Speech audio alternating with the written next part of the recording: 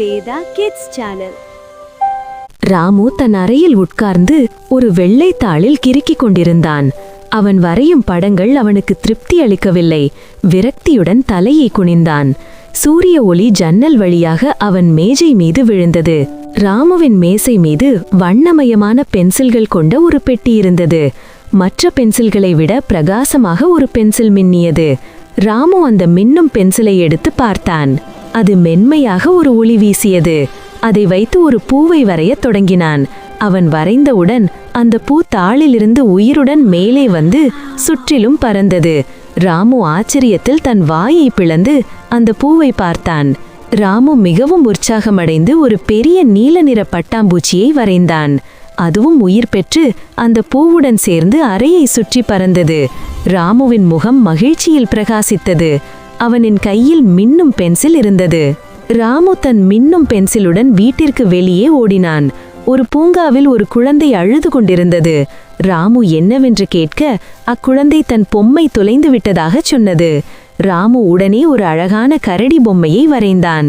கரடி பொம்மை உயிருடன் தோன்றி அக்குழந்தையிடம் சென்றது. குழந்தை மகிழ்ச்சியில் துள்ளி குதித்தது. அந்த பூங்காவில் ஒரு சிறிய குளம் வறண்டு கிடந்தது. அங்குள்ள மீன்கள் துடித்து கொண்டிருந்தன. ராமு உடனே மின்னும் பென்சிலால் ஒரு அழகான மலை மேகத்தை வரைந்தான்.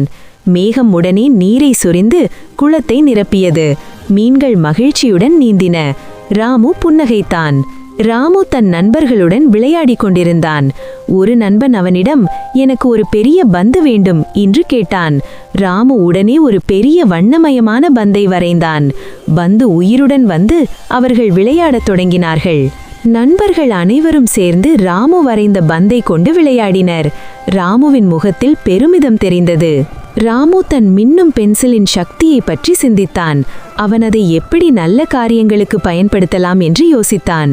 ஒரு வயதான பாட்டி கனமான பொருளை தூக்கிச் செல்ல சிரமப்பட்டார். ராமு உடனே ஒரு சிறிய வண்டியை வரைந்தான். ராமு அந்த வண்டியை பாட்டிக்கு கொடுத்தான். பாட்டி மகிழ்ச்சியுடன் ராமுவுக்கு நன்றி சொன்னார்.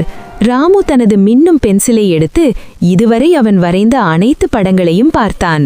அந்த பூ, பட்டாம்பூச்சி, கரடி பொம்மை, மலை மேகம், பந்து, வண்டி என அனைத்தும் அவன் அருகில் குதூகலமாக இருந்தன. ராமு புன்னகைத்தான். ராமு தனது மின்னும் பென்சிலை கையில் வைத்துக்கொண்டு தன்னை சுற்றியுள்ள அனைத்து உயிரோட்டமான படைப்புகளையும் மகிழ்ச்சியுடன் பார்த்தான். அனைவரும் ராமுவை பார்த்து புன்னகைத்தனர். ராமு தனது கையில் இருக்கும் பென்சிலை உயர்த்தி பிடித்து, நான் இந்த உலகத்தை இன்னும் அழகாக மாற்றுவேன் என்று கூறினான். பின்னணியில் இனிமையான இசை ஒலித்தது.